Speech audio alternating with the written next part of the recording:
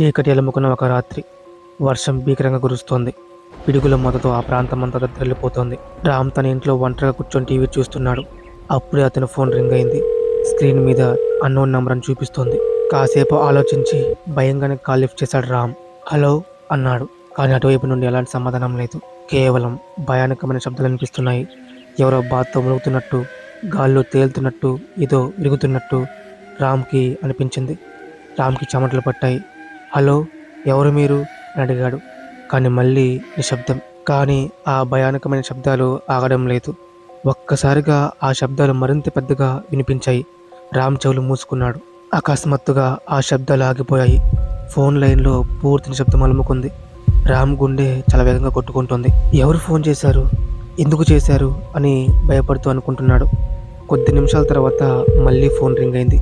Screen మీద అదే unknown number. Ram భయంతో వణికిపోతూ మళ్ళీ లిఫ్ట్ చేశాడు. ఈసారి అటువైపు నుండి ఒక భయంకరమైన గొంతు వినిపించింది. నువ్వు త్వరలో చనిపోతావు. రాము ఒక్కసారిగా ఫోన్ కింద పడేశాడు. అతని శరీరం అంతా వణుకుతోంది. తనకి ఏం చేయాలో అర్థం కాలేదు. భయంతో వణికిపోతూ తలుపులు కిటికీలు గట్టిగా మూసుకున్నాడు. లైట్లన్నీ వెలిగించాడు.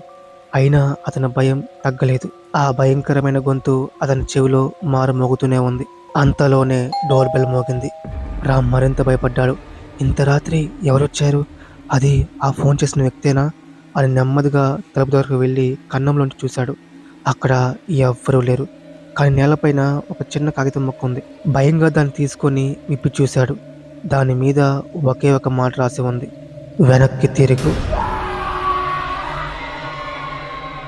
ఈ స్టోరీ మీకు నచ్చితే లైక్ చేసి షేర్ చేయండి. అలాగే ఛానల్ని సబ్స్క్రైబ్ అవ్వండి.